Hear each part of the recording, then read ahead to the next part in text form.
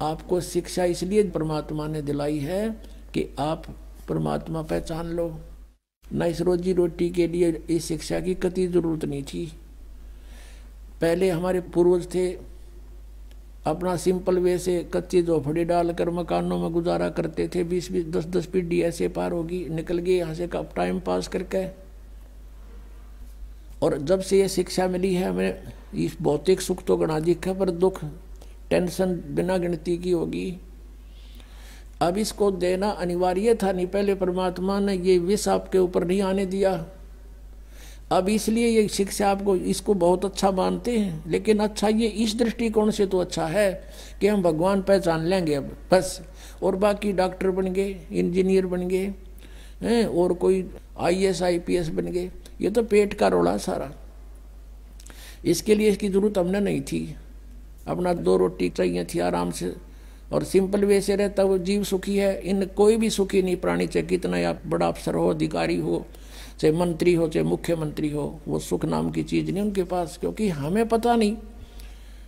परमात्मा ने हमें बताया कि 21 ब्रह्मांड में सुख नाम की चीज नहीं है, कभी भूल लाग रही हो तुम्हारे। लेकिन ये शिक्षा जो मिली है, इसका उद्देश्य ये है कि हम भगवान पहचान लेंगे, अपना पीछा छुटवा लेंगे, और वहाँ चले जाओगे जहाँ जरा और मरण नहीं होता, वहाँ वृद्धावस्था नहीं होती, वहाँ पर मृत्यु नहीं होती। तो फिर हम वही ना रहेंगे, यहाँ क्या करेंगे? यहाँ जो कितना सुखी है आपके पास, बच्चे भी हैं, संतान अच्छी है आपकी, और खूब यहाँ संसारिक भौतिक सुख भी है। कल मृत्यु हो जा, भक्ति बिना अगले दिन गधा बन गया, बता चाट ले उस ठाठ ने जो छोड़ के चला गया, क्या काम आया आपके? तो परमात्मा कहते हैं हम जब मृत्यु तो होगी होगी, ये परिवार भी आपके साथ नहीं जाएगा, ठीक है। इसमें रहते हुए बच्चों को भी इस मार्ग पर लगाओ, इसी सीढ़ी पर चढ़ा दे उनको भी, और आशा करे कि दोबारा यहाँ नहीं आएंगे। हे भगवान, सपने में भी नहीं सोचा फिर जन्म हो मेरा आया, फिर जन्म हो गया, या दुरुक्ति फिर शुरू है जो ई सफ़र कर रहे हो आप, ना जाने कब ये पूरा हो जा, कब छोड़ के जाना पड़ जा। ऐसे कैर में हम रह रहे हैं, कति निश्चिंत ठाठ बना रहे हैं, नाचे कूदे भंगड़े पावे ऐसे गंदे लोक में, और नाचन कूदन का, गाने सुने, फिल्म देखे, ये कैसी रुचि बन जाती है आप लोगों की। फिर आपका छींट नहीं लाग रही इस ज्ञान की, आपने समझा नहीं इस परमात्मा क्या कहने आए थे हमारे लिए, तुम कहाँ पड़े हो, और निकलो यहाँ से। फिर हमारा छींट नहीं लगी अभी, तो हमारे गहराई से जख्म बनना चाहिए अंदर शरीर में, आत्मा में, कि हम कहाँ रह रहे हैं।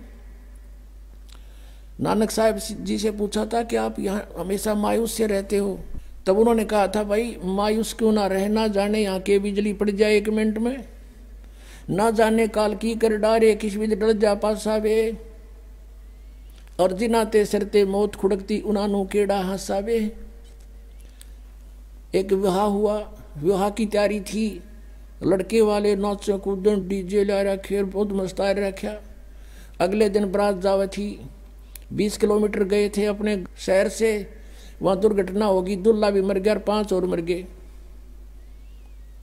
पहले दिन तक डीजे बाजे नाचे थे, अगले दिन समाचार पेपरों में उनकी रोते हुए बिलखते हुए की चित्र देख के आत्मा रो रही थी कि भगवान, हे परमात्मा, बड़ी आँख खोली आपने हमारी।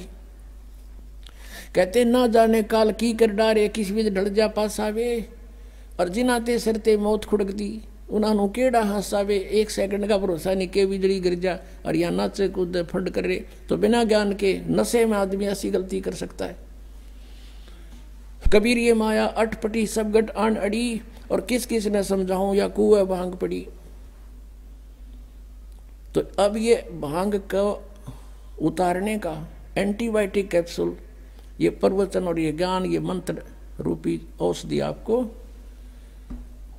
कानों के माध्यम से प्रवेश की जा रही है। तो इससे जब पता चलेगा, अध्यात्म ज्ञान से परिचित होंगे, तब हम सफल होंगे।